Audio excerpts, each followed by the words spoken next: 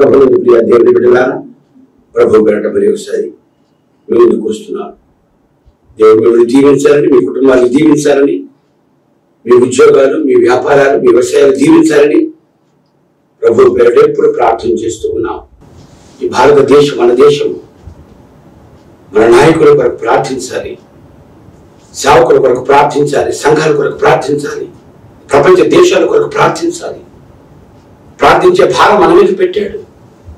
దర్శించిపోతున్న ఆత్మల పట్ల భారం మనకి పెట్టాడు కనుక మనం ఎప్పుడు ప్రార్థన చేసుకుంటూ ఉండాలి అని దేవుని గ్రంథం జ్ఞాపకం చేస్తుంది.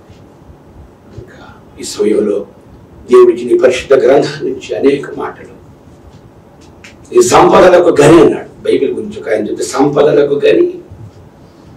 గని ఎంత తగిన వస్తున్నాడు, బంగారం గని, వెండి గని, బొగ్గు గని. తవ్వుతూ ఉంటారు గనులు, వాళ్ళ జీతాలు ఎక్కువ. గనుల్లో పనిచేసే వాడికి దేవుడు కరుణిస్తే బయటకు వస్తే లేకపోతే లోపలే పోతారు. అందుకే జీతాలు ఎక్కువ ఇస్తారు. జాగ్రత్త. దేవుడి పని అంటే రెడీగా ఉండాలంతే. దేవుడి పనికే రెడీగా ఉండాలా. ఈరోజే మనది, రేపు మనది కాదు. అపోస్తల కార్యగ్రంథంలో ప్రభు పౌలు వరకు చక్కని మాట రాస్తున్నాడు. అపోస్తల కార్యగ్రంథంలో 23 నుంచి బంధకములను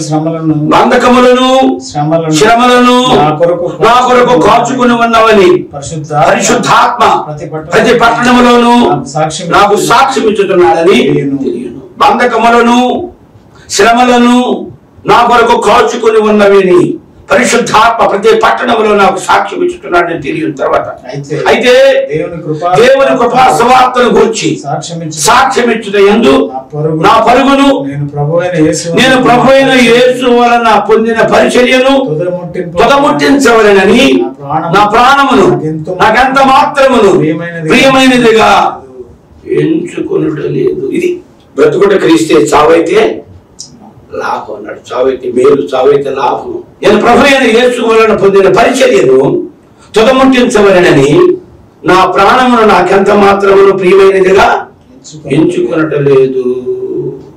ఇదిగో దేవుని రాజ్యమును గురించి ప్రకటించుచు నేను మీ మధ్య సంచరించుచుంటిని. మీలో ఎవరును ఇక మీద నామకము చూడాలని నాకిప్పుడు తెలియదు. పౌలు గారు ఎంత స్పష్టంగా ఆయన నన్ను అడిగారు, అయ్యగారు రవి చనిపోయారు కదా, ఆయన సంగతి ఏంటి అని అన్నారు. ఏంటంటే లూకాసు వార్త 1వ అధ్యాయంలో 23 అతడు సేవ చేయు దినములు సంపూర్ణమైనప్పుడు అతడు తన ఇంటికి వెళ్ళాను. దేవుడు పంపించాడు ఆయన్ని సేవ చేయటానికి. సేవ చేశాడు, సేవ అయిపోయింది, ఇంటికి వెళ్ళిపోయాడు. అంతే రమ్మాను. సింపుల్. ఒక మిషన్ కోసం పంపించాడు దేవుడు ప్రవీణ్ పగడాలని. ఆయన నిజంగా పగడమే. మనమేమిటి? నిన్నెందుకు పంపాడు, నువ్వేం చేస్తున్నావు అని ఎప్పుడు మనం ప్రశ్నించుకోవాలి. అప్పుడు తన పని చేసి వెళ్ళిపోయాడు. యేసయ్య తన పని చేసి వెళ్ళిపోయాడు. నా పని నేను సంపూర్తి చేశాను అన్నాడు. స్టెఫను వెళ్ళిపోయాడు, పౌలు గారు వెళ్ళిపోయాడు, అపోస్తలులు వెళ్ళిపోయారు, హానోకు ఆరోహణమైపోయాడు, ఏలి ఆరోహణమైపోయాడు, యేసయ్య ఆరోహణమైపోయాడు. సంఘం కూడా ఆరోహణం అయిపోవాలి. సంఘారోహణ కాలంలో మనం ఉన్నాం. ప్రభు ఎప్పుడో వస్తే ఎదురు చూస్తున్నాం. అయితే వెళ్ళిపోవాలి. నువ్వు సిద్ధంగా ఉన్నావా? ఇది ఈనాటి ప్రశ్న. నువ్వు సిద్ధంగా ఉన్నావా? యెహెజ్కేలు గ్రంథంలో 38వ అధ్యాయంలో 7వ వచనంలో ఒక మాట జ్ఞాపకం చేస్తాడు ప్రవక్త ద్వారా దేవుడు. నువ్వు సిద్ధముగా ఉండాలి. 38:7 యెహెజ్కేలు గ్రంథము. నువ్వు సిద్ధముగా ఉండు, నువ్వు సిద్ధపడి నీతో కూడా కలిసిన సమూహం అంతటిని సిద్ధపరచుము. ఇది ఒక క్రైస్తవుని యొక్క బాధ్యత. ఒకటి, నీకు సిద్ధముగా ఉండాలి.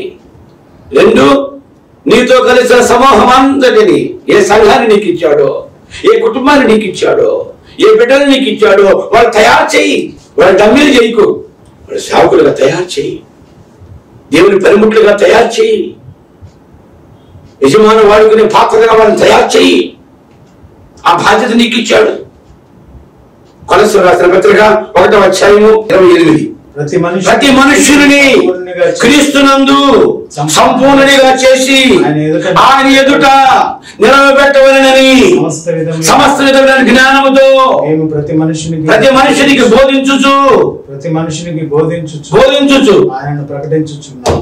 మరి ఎంత వచ్చినాము? ప్రతి మనుష్యుని క్రీస్తునందు సంపూర్ణునిగా చేసి ఆయన ఎదుట నిలవబెట్టవలెనని సమస్త విధములైన జ్ఞానముతో మేము ప్రతి మనుష్యునికి బుద్ధి చెప్పుచు ప్రతి మనుష్యునికి బోధించుచు ఆయనను ప్రకటించుతున్నాము. తర్వాత అందు నిమిత్తము నాలో బలముగా కార్యసిద్ధి కలుగు చేయువాడు ఆయన క్రియాశక్తిని బట్టి నేను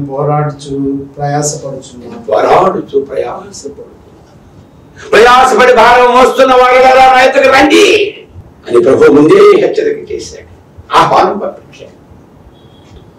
ఇక్కడ పౌలు గారు ప్రయాసపడుతూ పోరాడుతున్నానయ్యా ప్రతి మనుష్యుని ఎందరు తొందరకి అంగీకరించారో వారిని దేవుని కుమారులుగా చేయాలి. ఏ ఒక్కరు నశించిన దేవునికి ఇష్టము కాదు. అందరూ మారు మనసు. పేతురు రాసిన పత్రిక 2వ పత్రిక 3వ అధ్యాయంలో 9 చదవండి. కొందరు ఆలస్యం ఎంచుకున్నట్లు ప్రభు తన వాగ్దానముల గురించి ఆలస్యం చేయవాడు కాడు గాని ఎవడును నశింపవలెనని నిశ్చయింపక అందరూ మారు మనసు పొందాలని కోరుచు మీ ఎడల దీర్ఘశాంతము గలవాడై ఉన్నాడు. దీర్ఘశాంతము గలవాడై అందరూ మారు మనసు పొందాలి. ఏ ఒక్కరి అందరూ దేవుని పెట్టలేరండి. హిందువులు గాని, మహమ్మదీయులు గాని, బౌద్ధులు గాని, జైనులు గాని, క్రైస్తవులు గాని అందరూ దేవుని బిడ్డలే. ఎండకాయ బొమ్మని ఎంతమంది అందరూ దేవుని బిడ్డలే. దేవుడు మనందరికీ తండ్రి. ఏ ఒక్కరి నరకాన్ని ఆయనకి ఇష్టం లేదు. అయితే ఆయనతో సహవాసం లేక ఆయన మీద తిరగబడితే, ఆయన దూరంగా ఉంటే మనం నరకానికి పోవాలి కానీ దేవుడు నరకానికి పంపించాడు. నువ్వు చనిపోయే వరకు ప్రయత్నం చేస్తూనే ఉన్నాడు. ఆయన విడిపోయాడు, పరిశుద్ధాత్మను పంపించాడు నిన్ను సంరక్షించడానికి, నిన్ను కాపాడడానికి, నిన్ను బలపరచడానికి, నిన్ను సిద్ధపరచడానికి. నా ప్రశ్న ఈరోజు నిన్నెందుకు పంపించాడు, నేను ఎందుకు పిలిచాడు? 1 కొరింథీయుల రాసిన పత్రిక 1వ అధ్యాయం 9వ వచనం. మన ప్రభు అయిన యేసుక్రీస్తును తన కుమారుని సహవాసమునకు మిమ్మల్ని పిలిచిన దేవుడు నమ్మదగిన వాడు. దేవుడు పిలిచాడు నిన్ను. రోమా రాసిన పత్రిక 8:30 చదవండి. రోమా రాసిన పత్రిక 8వ అధ్యాయంలో 30వ వచనం. మరి ఎవరిని ముందుగా నిర్ణయించాను వారిని పిలిచాను వారిని నీతిమంతులుగా ఎంత గొప్ప మాట అండి. మరి చదవండి ఒక మాట. మరి ఎవరిని ముందుగా నిర్ణయించాను వారిని పిలిచాను వారిని నీతిమంతులుగా తీర్చాను. ప్రభు ఒక్కడే నీతిమంతుడిగా చేయగలండి. ఎందుకంటే ఆయన నీతిమంతుడైనా, ఆయన నిర్దోషి అయినా, ఆయన నిరపరాధి అయినా నిన్ను నీతిమంతుడిగా చేయాలన్నా, నిర్దోషిగా చేయాలన్నా, నిరపరాధిగా చేయాలన్నా ఆయన మాత్రమే సాధ్యం. ఈ సువార్త ప్రకటించదయ్యా. దేవుడు ఎందుకు నేను పిలిచాడంటే ఇక్కడ చాలా కారణాలు ఉన్నాయి. అందులో ఒక 2-3 కారణాలు జ్ఞాపకం చేస్తారు. 1వ యోహాను పత్రిక 1వ అధ్యాయం చెప్పండి. ఈ అధ్యాయం కంప్లీట్ గా రావాలి. 1వ యోహాను పత్రిక 1వ అధ్యాయం జీవవాక్యముల గురించినది. ఆది నుండి ఏది ఉండెనో, మేము ఏది వింటమో, ఏది కనులారా చూచితమో, మా చేతులు దేనిని తాకు చూచినాం, దానిని మీకు తెలియజేస్తున్నాం. ఆ జీవం ప్రత్యక్షమాయను, తండ్రి వద్ద నుంచి ప్రతిమైన జీవం మేము చూచి దానిని మీకు ప్రకటిస్తున్నాం. ఐదించమండి. మేము ఆయన వలన విని సంగతులు మీకు తెలుపుతున్నాం అంటున్నాడా? మీరు ప్రకటించే వర్తమానం ఏమనగా దేవుడు వెలుగై ఉన్నాడు, ఆయన చీకటి ఎంత మాత్రమునూ లేదు, ఆయనతో సహవాసము గలవారమని చెప్పుకొని మనము చీకటిలో నడిచిన యెడల మనము అబద్ధమాడుతూ సత్యమును జరిగించుకుందుము. అయితే ఆయన వెలుగులో ఉన్న ప్రకారము మనము వెలుగులో నడిచిన యెడల మనం అన్యోన్య సహవాసము గలవారమై ఉందుము. అప్పుడు ఆయన కుమారుని యేసు రక్తము ప్రతి పాపము నుంచి నేను పవిత్రంగా చేసే రక్తము, యేసయ్య రక్తము ఎప్పటికీ ఆయనతో సహవాసం చేస్తావో నేను పరిశుద్ధులుగా చేస్తున్నాను. కనుక ఇక్కడ గలతీ 5:13 చదవండి. సహోదరులారా, మీరు స్వతంత్రులుగా ఉన్నట్టుకు పిలువబడితే మీరు స్వతంత్రులుగా ఉండాలి. దానికోసం పిలుచుకున్నాండి. మీరు స్వతంత్రులుగా ఉండండి. ఇంతవరకు పాపము చేయవాడు పాపములకు బానిస, త్రాగుడుకు బానిస, లోకానికి బానిస. నువ్వు స్వతంత్రుడు కావు. నిన్ను స్వతంత్రుడిగా చేయడానికి వచ్చాడు దేవుని కుమారుడు. ఏమన్నాడు మళ్ళీ? అయితే ఒక మాట, స్వాతంత్రమును సహోదరులారా మీరు స్వతంత్రులుగా ఉండటకు పిలువబడితే, అయితే ఒక మాట, ఆ స్వాతంత్ర్యమును శారీరక హేతువు చేసుకొనక ప్రేమ కలిగిన వారి ఒకరికొకడు దాసుడుగా ఉండాలండి. నువ్వు లీడర్గా ఉండకూడదు, నువ్వు నాయకుడిగా ఉండకూడదు, నువ్వు అహంకారిగా ఉండకూడదు, నువ్వు గర్విష్ఠుగా ఉండకూడదు, నువ్వు ఈగో ఉండకూడదు. దాసుడికి ఈగో ఉండదండి. ఎక్కడ మనగాడు నువ్వు ఆయనే తగ్గించుకోరు. చూడండి ఫిలిప్పీ రాసిన పత్రిక 2వ అధ్యాయం 5 నుంచి. క్రీస్తు యేసును కలిగిన ఈ మనసు మీరును కలిగి ఉండాలి. యేసయ్య మనసు నీకు ఉండాలి.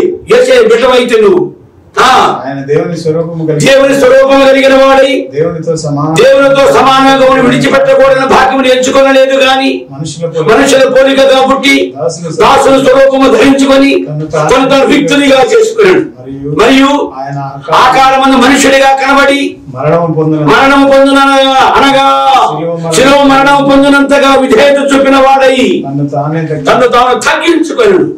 అందుచేత పరలోకమందు ఉన్న వారిలో గాని, భూమి మీద ఉన్న వారిలో గాని, భూమి కింద ఉన్న వారిలో గాని ప్రతి వాని మోకాలు యేసు నామమున వంగునట్లు ప్రతి వాని నాలుక తండ్రి అయిన దేవుని యేసుక్రీస్తు ప్రభువుని ఒప్పుకొనున్నట్లు దేవుడు ఆయన అధికముగా హెచ్చించి ప్రతి నామమునకు పరిణామములు ఆయనకు అనుగ్రహించాడు. ఇదండి యేసయ్య జీవితం అంటే. ఏమన్నాడంటే ఇక్కడ, అయితే ఒక మాట, ఆ స్వాతంత్ర్యమును శారీరక హేతువు చేసుకోలేక ప్రేమ కలిగిన వారై ఒకరినొకడు. అయితే ధర్మశాస్త్రం అంతయు నిన్ను వలె నీ పొరుగు వారిని ప్రేమించుము అని ఒక మాటలో ఒకటే మాట, 10 ఆజ్ఞలు ఒకటే మాట కొట్టాడండి. 10 ఆజ్ఞలు ఒక ఆజ్ఞతో చేశాడు. ఏమిటట? నిన్ను వలె నీ పొరుగు వారిని ప్రేమించుము అని ఒక్క మాటలో సంపూర్ణ ధర్మశాస్త్రం సంపూర్ణ తర్వాత. అయితే మీరు ఒకరినొకడు కలుసుకుని భక్షించిన ఎడల ఒకరి వలన ఒకడు బొత్తిగా నశించిపోదురేమో చూచుకో. జాగ్రత్త. వాక్యాన్ని భక్షించమన్నాడు, మనుషులను భక్షించమలేదంటే. ఇలా చెప్తే అన్నయ్య బీపీ అంటే కోపం అని అంటారు. ఏసుకెళ్తున్నాడు, గ్రంథాన్ని భక్షించుకోమన్నాడు. ఇక్కడేమన్నాడు? అయితే మీరు ఒకరినొకరు కలుసుకొని భక్షించని ఎడల మీరు ఒకరి వల్ల ఒకరు బొత్తిగా నశించిపోతారేమో. జాగ్రత్త. అది 1వ చదువుతామండి. 5వ. ఈ స్వాతంత్ర్యము అనుగ్రహించి క్రీస్తు మనల్ని స్వతంత్రులుగా చేస్తూ ఉన్నాడు. కాబట్టి మీరు స్థిరముగా నిలిచి మరలా దాస్యమును కాడి క్రింద చిక్కుకొనకూడదు. మళ్ళీ దాస్యానికి వెళ్ళిపోవచ్చు. ఒక సహోదరి చెప్పింది, మా ఆయన త్రాగుడు మానేశాడండి, 6 మాసాలు అయింది, మళ్ళీ అందులో చిక్కుకున్నాడండి. జాగ్రత్త. ఒకసారి స్వాతంత్ర్యం ఇచ్చాడు, దాన్ని మరలా నువ్వు పాపానికి దాసులు కాకుండా నేను జాగ్రత్తగా కాపాడుకో.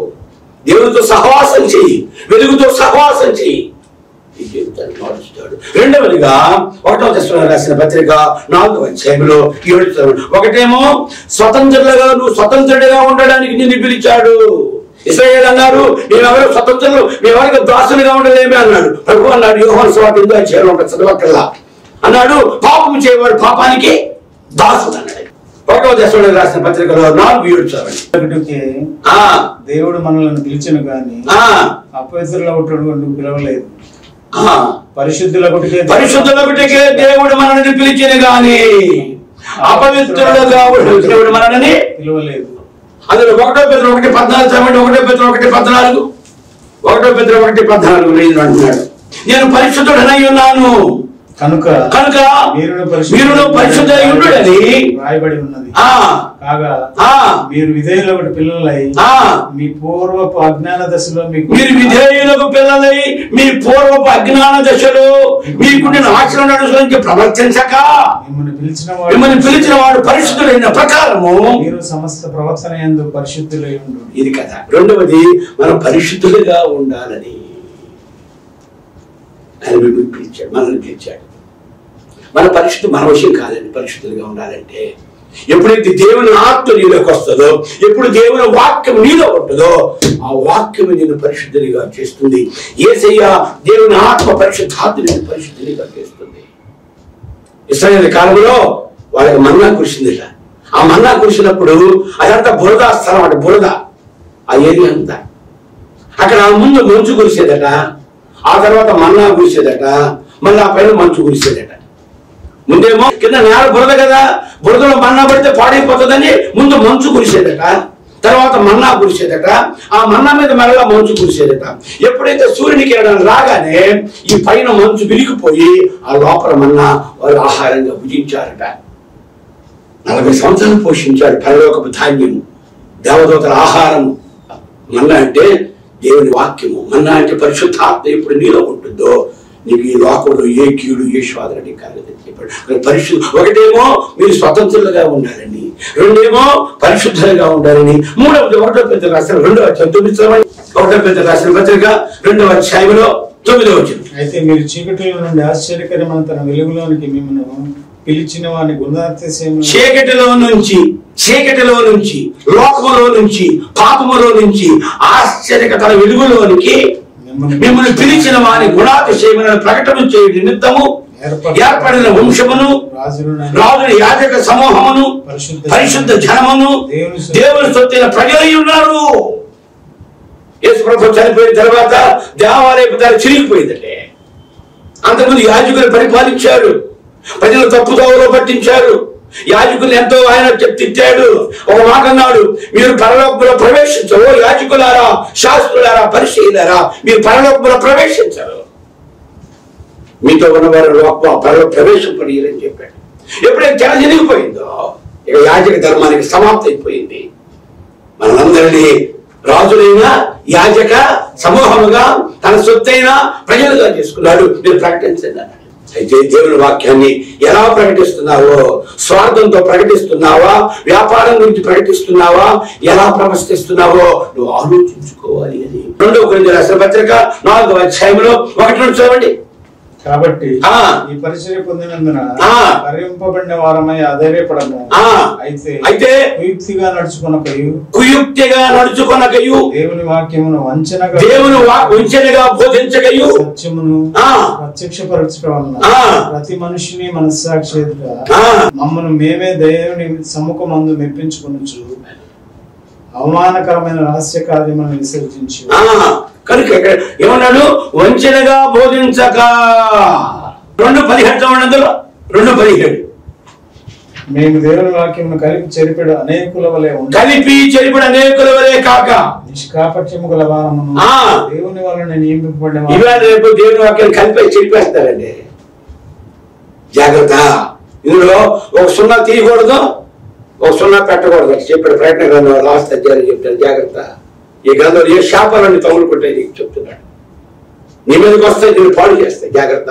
దేవుని వాక్యాన్ని కలపకూడదు, చెరపకూడదు, ఉన్నది ఉన్నట్లుగా మాట్లాడాలి. ఇక్కడ జ్ఞాపకం చేస్తున్నాడు. నా ప్రియ సహోదరుడా, నువ్వు సువార్త ప్రకటించావంటే నీ పాదములు ఎంతో సుందరమైనవి అని ప్రభు ఒకటి స్వతంత్రులుగా ఉండడానికి పిలిచాడట. 2వది పరిశుద్ధులుగా ఉండడానికి పిలిచాడట. 3వది ఆయన ప్రకటించడం కోసం నేను పిలిచాడు. నీ పని అదే, ప్రకటించడమే. ప్రవీణ్ పాడాలు ప్రకటించి వెళ్ళిపోయాడు, యోహోను ప్రకటించి వెళ్ళిపోయాడు, యేసయ్య ప్రకటించి వెళ్ళిపోయాడు, అపోస్తలులు, ప్రవక్తలు, న్యాయాధిపతులు, అమెరికా వాళ్ళు ధరలు ప్రకటించి వెళ్ళిపోయారు, నల్లధరలు ప్రకటించి వెళ్ళిపోయారు. మనం కూడా ప్రకటించి వెళ్ళిపోవాలి. ఈ దేశం మనది కాదు. ఇంకోటి 1వ పేతురు రాసిన పత్రికలో 5వ అధ్యాయం చదవండి. ఒకటేమో స్వతంత్రులుగా ఉండడం కోసం నన్ను పిలిచాడు. పాపానికి, లోకానికి దాసులుగా ఉండడం, దేవునికి దాసులుగా ఉండాలి, దేవునికి విధేయులుగా ఉండాలి. 2వది లోకంలో పరిశుద్ధులుగా ఉండాలి. భక్తి అని చెప్పాడు. భక్తి అంటే చెప్పాడు, చారిటీ విత్ ప్యూరిటీ. చారిటీ, దిక్కులేని పిల్లలను, అనాథులు పిల్లలను వారి ఇబ్బందులను పరామర్శించాలి. చారిటీ. 2వది ఇహలోక మాలిన్యం అంటుకొని కూడా జాగ్రత్తగా చూసుకోవాలి. ఇది ప్యూరిటీ, ఇది పరిశుద్ధత. నేను పరిశుద్ధముగా ఉండాలి. పరిశుద్ధత లేకుండా ప్రభువుని ఎవరు చూడలేడు. హృదయ శుద్ధి కలిగిన వారు ధన్యుల వారు దేవుని చూచెదరు. నీ హృదయం శుభ్రంగా ఉండాలి. ఎంగిలి పళ్ళెంలో ప్రసాదం పెట్టినా పాడైపోతుంది. పళ్ళెం వంటి హృదయం, ప్రసాదం అంటే దేవుని వాక్యం. జాగ్రత్త. 1వ పేతురు 5:10 ఎందుకు పిలిచాడు మనల్ని? తన నిత్య మహిమకు క్రీస్తునందు మిమ్మల్ని పిలిచిన వాడు సర్వకృపానిదేవు దేవుడు కొంచెం కాలం మీరు శ్రమపడిన తర్వాత మిమ్మల్ని పూర్ణులుగా చేసి స్థిరపరచి బలపరచు. సుఖపడిన తర్వాత శ్రమపడిన తర్వాత శ్రమపడినమాట ఏం కోరుకుంటున్నావు? కొంచెము కాలం శ్రమపడిన తర్వాత మోషే అన్నాడు, అల్పకాలం పాపభోగం అనుభవించడం కంటే కొంచెము కాలం శ్రమపడిన తర్వాత తన నిత్య మహిమకు నిన్ను పిలిచాడు, నిన్ను పరిశుద్ధుడిగా ఉండడానికి పిలిచాడు, నిన్ను స్వతంత్రుడిగా ఉండడానికి పిలిచాడు. నువ్వు స్వతంత్రుడిగా ఉంటే, పరిశుద్ధుడిగా ఉంటే, నువ్వు సమాధానంతో ఉంటే, నువ్వు ఆయనను ప్రకటిస్తే ఏ మహిమ రాజ్యాన్ని నీ కోసం ఏర్పాటు చేశాడు, ఏ పరలోక కోట నీకు ఏర్పాటు చేశాడు, ఏ ముత్యాల పక్కన నీ కోసం ఏర్పాటు చేశాడు, దాన్ని నువ్వు స్వతంత్రించుకుంటావు. మళ్ళీ చదవండి 5:10. మళ్ళీ చదవండి. తన నిత్య మహిమ, everlasting life, everlasting, the endless kingdom. తన నిత్య మహిమకు మిమ్మల్ని పిలిచిన దేవుడు, క్రీస్తునందు మిమ్మల్ని పిలిచినందు సర్వకృపానిదేవు దేవుడు కొంచెము కాలం మీరు శ్రమపడిన తర్వాత తానే మిమ్మల్ని పూర్ణులుగా చేసి స్థిరపరిచి బలపరచును. 1వ దశలోనికి రాసిన పత్రికలో 2:12 చదవండి. 1వ దశలోనికి రాసిన పత్రిక 2వ అధ్యాయంలో 12వ వచనం. తన రాజ్యమునకును మహిమనకును మిమ్మల్ని పిలుచుచున్న దేవునికి తగినట్టుగా, తన రాజ్యమునకును తన మహిమకును మిమ్మల్ని పిలుచుతున్న దేవునికి తగినట్లుగా మీరు నడుచుకునవలెనని మీలో ప్రతివానిని హెచ్చరించుచు, ధైర్యపరచుచు, సాక్ష్యం ఇచ్చుచు, తండ్రి తన బిడ్డల ఎడల నడుచుకున్న రీతిగా మీలో ప్రతివాని ఎడల మేము నడుచుకుంటామని మీకు తెలియదు. ఇదండి సేవ అంటే. సేవ అంటే ఏదేదో కాదు. తన రాజ్యమునకు మహిమకు మిమ్మల్ని పిలుచుతున్న దేవునికి తగినట్టుగా మీరు నడుచుకునవలెనని మేము మీలో ప్రతివానిని హెచ్చరించుచు, ధైర్యపరచుచు, సాక్ష్యం ఇచ్చుచు, తన తండ్రి బిడ్డల ఎడల నడుచు రీతిగా మీలో ప్రతివాని ఎడల మేము నడుచుకుంటామని మీకు తెలియను. తర్వాత ఈ హేతువు చేతను మీరు దేవుని గురించిన వర్తమానము వాక్యము మా వలన అంగీకరించినప్పుడు మనుషుల వాక్యమని ఎంతక అది నిజముగా ఉన్నది ఉన్నట్టు దేవుని వాక్యమని దాన్ని అంగీకరించుతారు కనుక మేము మానక దేవునికి కృతజ్ఞతాస్తుతులు చెల్లించుతున్నాము. ఆ వాక్యమే విశ్వాసులైన మీరు కార్యసిద్ధి. వాక్యానికి ఎంత ఇంపార్టెన్స్. ఒకటి, స్వతంత్రుడిగా ఉండడానికి పిలిచాడు. రెండవది, పరిశుద్ధుడిగా ఉండడానికి పిలిచాడు. 3, ఆయనను ప్రకటించడానికి మిమ్మల్ని పిలిచాడు. ఇంకొక మాట 2వ కొరింథీయులకు రాసిన పత్రికలో 5వ అధ్యాయంలో 18-19. 2వ కొరింథీయులకు రాసిన పత్రిక 5వ అధ్యాయంలో 18-19. సమస్తమును దేవుని వలనైనవి, ఆయన మనల్ని క్రీస్తు ద్వారా తనతో సమాధానపరచుకుని ఆ సమాధానపరచు పరిచర్యను మాకు అనుగ్రహించి, అదేమనగా దేవుడు వారి అపరాధములను వారి మీద మోపక క్రీస్తునందు లోకమును తనతో సమాధానపరచుకొనుచు ఆ సమాధాన వాక్యమును మాకు అప్పగించింది. సమాధానముగా ఉండాలి. దేవునికి మనకి సమాధానం తెగిపోయింది. దేవుడు మన మీద కోపంగా సమాధానం లేదు. ఈ సమాధానం సరికి తెగిపోయిన దైవ మానవ సంబంధాన్ని కలపడానికి, దేవుడిని మానవుని సమాధాన పరచడానికే దేవుడి కుమారుడు ఇచ్చాడు. ఆయన ద్వారానే నీకు దేవుడితో సమాధానం. ఆయన యేసు ద్వారానే నీకు దేవుడితో సమానం. దేవుడు అదృశ్యుడు, యేసయ్య దృశ్యుడు. దేవుడు అగోచరుడు, యేసయ్య సాకారుడు. నా ద్వారా తప్ప ఎవరి తండ్రి ఎందుకు వెళ్ళడం యేసయ్య. అందుకనే మరి దేవుడి సేవకులు ప్రకటిస్తూ ఉన్నారు. నా ప్రియ సహోదరి సహోదరులారా, నా ప్రియ మిత్రులారా, భారతదేశస్తులారా, ప్రపంచవాసులారా, ఈరోజే ఆ ప్రభువుని నువ్వు స్వతంత్రుడిగా ఉండాలన్నా, నువ్వు పవిత్రుడిగా ఉండాలన్నా, నువ్వు ఆయన ప్రకటించేవాడు అయి ఉండాలన్నా, నువ్వు సమాధానముగా ఉండాలన్నా, తన రాజ్యానికి వారసులు కావాలన్నా, ఈరోజే ఆ ప్రభువుని నీ హృదయంలో స్వీకరించు. నీ హృదయం తెరువు. ఆయన లోపలికి వస్తాడు. పొద్దున్నే సూర్యుడు వస్తాడు, తలుపులు వేస్తున్నాయి. ఎలా వస్తాడు సూర్యుడు? ఆ తలుపు చిన్న సందు ఉంటుంది, ఆ సందు నుంచి వస్తాడు సూర్యుడు కిరణం లోపలికి. నీ హృదయం పూర్తిగా తెరవక్కర్లా. ప్రభువుని కూడా హృదయంలో పెట్టుకో. ప్రభువుని ఆహ్వానించుకో, వెలుగును ఆహ్వానించు. ఓం భూర్భువస్వతత్సవితుర్వరేణ్యం భర్గో దేవస్య ధీమహి ధియో యోన ప్రచోదయాత్. దేవుడి వెలుగు,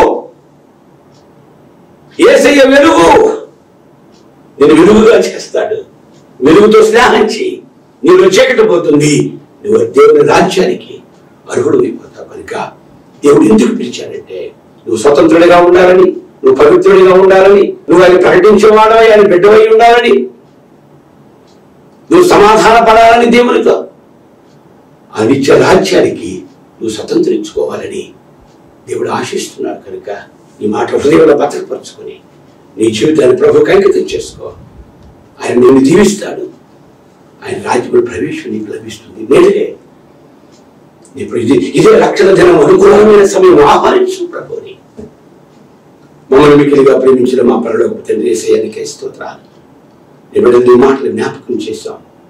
నువ్వెందుకు పిలిచావు? స్వతంత్రులుగా ఉండాలని, పరిశుద్ధులుగా ఉండాలని, సమాధానముగా ఉండాలని, దేవునితో నేను ప్రకటించాలని, ప్రకటించాలని, మహిమ రాజ్యంలో ప్రవేశించాలి, ఆ నిత్య మహిమలో ప్రవేశించాలని ఆశించి ఇచ్చిన ఈ మాటలను దీవించండి, హృదయంలో భద్రపరచండి, సిద్ధపరచండి. యేసయ్య శక్తి కలిగిన నామమును వేడుకొనుచున్నాను తండ్రి.